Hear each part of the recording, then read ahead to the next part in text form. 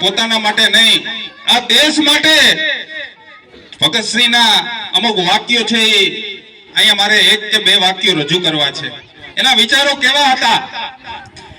ભગતસિંહ કહેતા કે જિંદગી તો અપને દમ પર જી જાતી હૈ। જો આ વાક્ય આજે પણ આપણે બોલીએ છીએ ઘણી જગ્યાએ અને સાંભળીએ પણ છીએ કે જિંદગી તો અપને દમ पे जी जाती है, अरे दूसरों के कंधों पर तो सिर्फ जनाजे उठा करते हैं।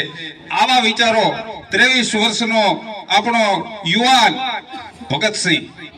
આજે કોઈ બાળકને તમે પૂછો કે તારો રોલ મોડેલ કોણ, તો ખરેખર યુગ પરિવર્તન આવી ગયું છે, આ બધું વિસરાઈ ગયું છે। એ અક્ષય કુમારનું, સલમાન ખાનનું, શાહરુખ ખાનનું નામ લે છે, પણ આપણે રોલ મોડેલ, આપણને ગુલામીમાંથી મુક્ત કરાવનાર આપણા રોલ મોડેલ ભગતસિંહ, સુખદેવ, રાજગુરુ, સ્વામી વિવેકાનંદ, ચંદ્રશેખર આઝાદ, સુભાષચંદ્ર બોઝ આ આપણા રોલ મોડેલ હોવા જોઈએ। અને આ સંસ્કારો છે એ આપણે શાળા કક્ષાએ આ બાળકોની અંદર રોપવાના છે।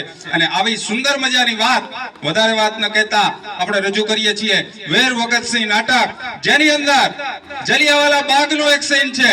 જનરલ ડાયરે ભેગા થયેલા, પંજાબની અંદર ભેગા થયેલા આપણા નિર્દોષ હિન્દુસ્તાનીઓને ગોળીઓથી ધરબી દીધા। અને એવું કહેવાય છે કે જલિયાવાલા બાગની અંદર એક કૂવો હતો, ભાગદોડની અંદર લાશોથી આ કૂવો આખો ભરાઈ ગયો તો કેટલા ક્રૂર હશે અંગ્રેજો, યાદ રાખજો।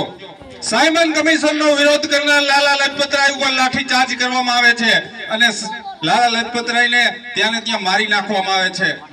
ભગતસિંહ, સુખદેવ અને રાજગુરુને ફાંસીના માંચડે ચડાવી દેવામાં આવે છે।